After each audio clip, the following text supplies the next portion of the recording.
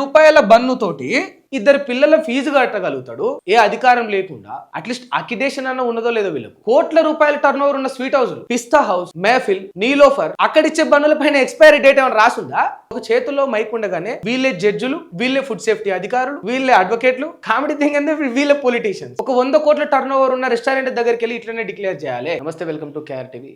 ముదిరిన maska bun panchayati. ఇది food బాగలేదు, ఆరోగ్యానికి హానికరం, ఎక్స్పైరీ అయిపోయిన బన్నులను, కల్తీ అయిన కోవాలను కలుపుతున్నారు అనే కాడికెంచెల్లి లవ్ జిహాదీ పేరుతోటి అంటే ఫుడ్ జిహాదీ నడిపిస్తా ఉన్నారు వీళ్ళు. ఎస్పెషల్లీ హిందువులను టార్గెట్ చేసి ఇటువంటి కల్తీ అయిన పదార్థాలను నమ్మి ప్రాణాలు తీసే ఒక ఫుడ్ ని సప్లై చేస్తున్నారనే ఆరోపణల వరకు వచ్చింది. ఇందులో వాస్తవం ఎంత, అవాస్తవం ఎంత, నిజంగా ఫుడ్ జిహాదీ జరుగుతుందా అని ఇప్పుడు ఎవరైతే పర్సన్ కి, ఈ బన్నులు అమ్మిన పర్సన్ కి ఎవరైతే అండగా నిలిచిరో వాళ్ళందరికీ కూడా ఇట్లనే చాలా మంది ఒకటే క్వశ్చన్ చేస్తా ఉన్నారు. నిజంగా ఇదే నష్టం, ఇదే కష్టం, ఇదే బాధ ఒక హిందువుకు జరిగినప్పుడు ఎంతమంది జర్నలిస్టులు వచ్చిండ్రు, ఇవాళ అతని తరపున నిలబడుతున్నారు అనేది ఒక కట్టర్ హిందువుల వాదన. ఎట్ ద సేమ్ టైం ఇక్కడ ముస్లిం సోదరుల వాదన, వాళ్ళ బాధలు ఏంటి అంటే కావాలని టార్గెట్ చేస్తా ఉన్నారు, కావాలని రాజకీయం చేస్తా ఉన్నారు. కొందరు జర్నలిస్టులు వ్యూస్ ని పెంచుకోవడం కోసం, టీఆర్పీల కోసం ఒక అమాయకపు ముస్లిం ని, ఒక రెక్కాడితే గాడి డొక్కాడని వ్యక్తిని టార్గెట్ చేస్తున్నారు అనేది ఇంకొందరు ముస్లింల వాదన. ఇక్కడ నిజంగా ఈ మస్కా బన్ను విషయంలో హిందూ వర్సెస్ ముస్లిం గా వచ్చింది. ఈ మస్కా బన్ను విషయంలో నిజంగా హిందూ ముస్లింల యొక్క పంచాయతీనా, లేకపోతే ఉద్దేశపూర్వకంగా ఎవరైనా దీన్ని రెచ్చగొట్టే ప్రయత్నం చేస్తా ఉన్నారు? సరే, ఒక so and so media channel, so and so ఒక జర్నలిస్టు తెరలేపిన వివాదం ఇదంతా కూడా. ఇందులో నిజంగా మనం అంశాలను చూద్దాం. తప్పు ఎవరిది, ఒప్పు ఎవరిది? ఈ ఎవరైతే మస్కా బన్నులు సేల్ చేసే పర్సన్ ఉన్నాడో, ఆ సేలర్ ఎవరైతే ఉన్నాడో, ఆ అమ్మే వ్యక్తి, ఆయన ఇప్పటి నుంచి కాదు, నిన్న మొన్న నుంచి కాదు, ఒక 30-40 ఏళ్ళ నుంచి ఆయన వృత్తి ఇదే. ఆయన దగ్గర వాళ్ళ అమ్మ నుంచి వెళ్ళి వాళ్ళ వృత్తి ఇదే.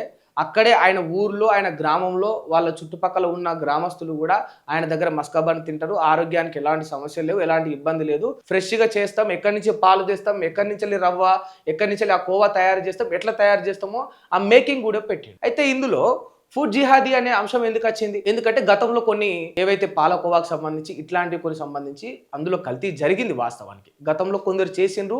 ఆ ఒక్క కల్తీ కారణంగానే ఇప్పుడు ఇతని పైన కూడా ఈ ఆరోపణ లేకపోతే ఈ అభియోగం మోపబడింది. మనం వాస్తవాలు చూసుకుందాం. ఈ మస్కా బన్ను విషయమే ఇప్పుడు తెర మీదకి వచ్చింది. మరి తెర మీదకి రావాల్సిన అంశంలో మస్కా బన్ను ఈ వలియ ఇతను ఒక్కడే ఉన్నాడా? పిస్తా హౌస్, మెహఫిల్, నీలోఫర్ పేరుగాంచిన పెద్ద పెద్ద హోటళ్లు ఇదే హైదరాబాద్ లో ఎన్నో ఉన్నాయి. మరి అన్ని హోటల్లోకి ఇదే జర్నలిస్టులు అందరూ మైకు పట్టుకొని పోతున్నారు. మన క్రాంతి గారు నిన్న చెప్తున్నట్టు ఒకటే విషయాన్ని మనం ముందుకు తీసుకొస్తే, పేదోడిని ఎట్లయితే ప్రశ్నిస్తా ఉన్నారో పెద్దోడిని కూడా అట్నే ప్రశ్నిస్తా ఉన్నారు. 1000 కోట్లు స్కామ్ చేసిన ఆరోపణలు ఎదుర్కొన్న ఒక ఎమ్మెల్యే ఇంటికి మైకు పట్టుకొని డేర్ అండ్ డాషింగ్ ఇట్నే పోతారా? ఒక ఇయర్ లో 100 కోట్ల టర్న్ ఓవర్ ఉన్న ఒక రెస్టారెంట్ దగ్గరికి వెళ్ళి ఇట్లనే క్వశ్చన్ చేస్తారు. పెద్ద పెద్ద స్వీట్ హౌస్లు ఉన్నాయి కదా, పెద్దవి కోట్ల రూపాయల టర్న్ ఓవర్ ఉన్న స్వీట్ హౌస్లు. మరి ఓ స్వీట్ బాక్స్ ఇక్కడ గ్లాస్ నుంచి అవతల పెట్టి అమ్మంగానే మనకు జర ఆయనతో నోరి లూరంగానే పోయి కొంటాం. దాని మీద ఉంటుందా ఎక్స్పైరీ డేట్ అని? ఆ స్వీట్ బాక్స్ మీద ఎక్స్పైరీ డేట్ ఉంటుందా? మనం అవతల గ్లాస్ అవతల పెట్టగానే ఇక ఈగలు ఉన్నాయా, దోమలు ఉన్నాయా, వాడు తొక్కి చేసిండా, మంచిగా చేసిండా, మనం ఏం చూడం కదా. ఆ స్వీట్ హౌస్లు ఎవరైనా దాని మీద ఎక్స్పైరీ డేట్ అనేది ఉంటుందా? ఇప్పుడు ఎక్స్పైరీ డేట్ అనేది లేకుండా ఒక బన్ను విక్రయిస్తున్నా అనే సమస్య అయితే ఇంకొందరు సోదరులు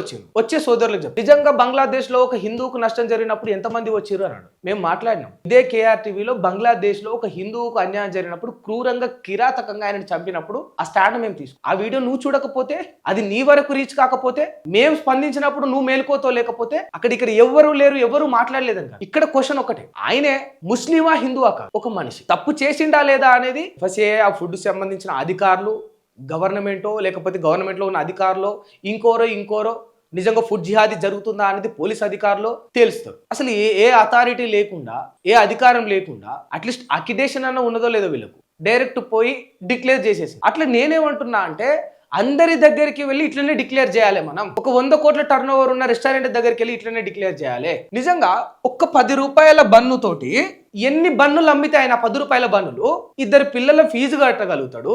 అట్లాంటి 10 రూపాయల బన్నులు ఎన్ని అమ్మితే కట్టుకున్న భార్యను సంతోషంగా చూడగలుగుతాడు.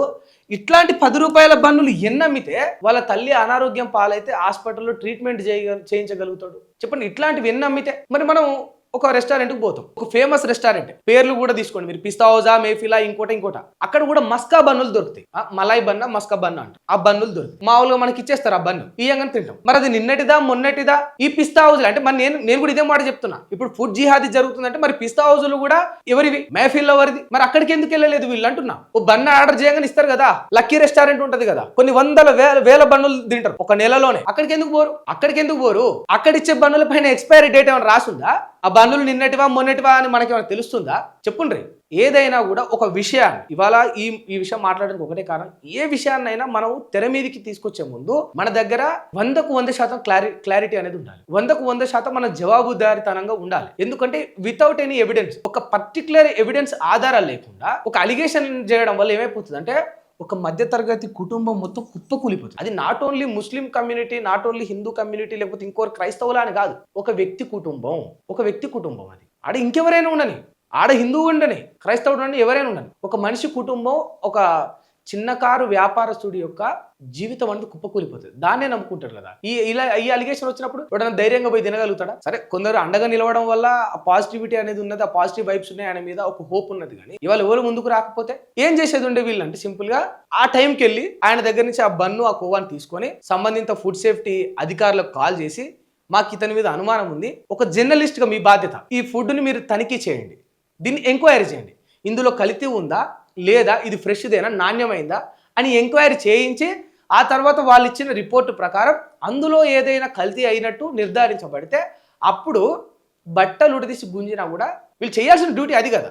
మనం ఎప్పుడైనా కూడా ఒక చోట ఒక ఫుడ్ దగ్గర కల్తీ ఉన్నది, ఒక రెస్టారెంట్కి పోయి ఇంత భోజనమో ఏదో చేయడానికి పోతున్నప్పుడు అక్కడ అనుమానం వచ్చింది అంటే ఏం చేస్తాం? మనం అనుమానం వచ్చినప్పుడు ఏం చేస్తాం? వెంటనే ఫుడ్ సేఫ్టీ వాళ్ళకు సంబంధించిన అధికారులకు కాల్ చేసి వాళ్ళకి ఇన్ఫార్మ్ చేసి ఎంక్వైరీ చేయించి అందులో నిజంగా కల్తీ జరిగి ఉంటే ఆ తర్వాత కదా. ఒక చేతుల్లో మైక్ ఉండగానే వీళ్ళే జడ్జిలు, వీళ్ళే ఫుడ్ సేఫ్టీ అధికారులు, వీళ్ళే అడ్వకేట్లు, కామెడీ థింగ్ అంటే వీళ్ళే పొలిటీషియన్స్, అన్ని వీళ్ళే అయిపోతా ఉన్నారు. ఎస్, మన చేతిలో ఒక ఆయుధం ఉన్నప్పుడు ఆయుధాన్ని ఎప్పుడు ఎట్లా వాడుకోవాలనేది తెలవడం చాలా ముఖ్యం. ఉన్నది కదా ఆయుధం, అడ్డగోలుగా అందరి తలలు నరుక్కుంటూ పోతా అంటే అవదు. దానివల్ల ఎలాంటి ఉపయోగం కూడా లేదు. వీళ్ళు నిజంగా బాధ్యతాయుతంగా ఆ యొక్క ఫుడ్ ని ఏదైతే ఆ బన్నును, ఆ కోవాను ఎంక్వైరీకి పంపించి అందులో కల్తీ జరిగిందా లేదా అని తెలుసుకొని ఆ తర్వాత ఒక నిర్ధారణకు వచ్చి అలిగేషన్ చేసి ఉంటే బాగుంది. ఇక్కడ వదలొద్దు, ఎవరిని వదలొద్దు. ఆయన వలి అయినా సరే, ఇంకోరైనా సరే, ఎవరైనా సరే, ఏ హోటల్ కానీ, ఏ మస్కా బన్నులు అమ్ముకునేటైనా కానీ, రోడ్డు మీద ఉన్న వాళ్ళని కానీ, బంగళాలు ఉన్న వాళ్ళని కానీ తప్పు చేస్తే ఎవరిని వదలొద్దు. కానీ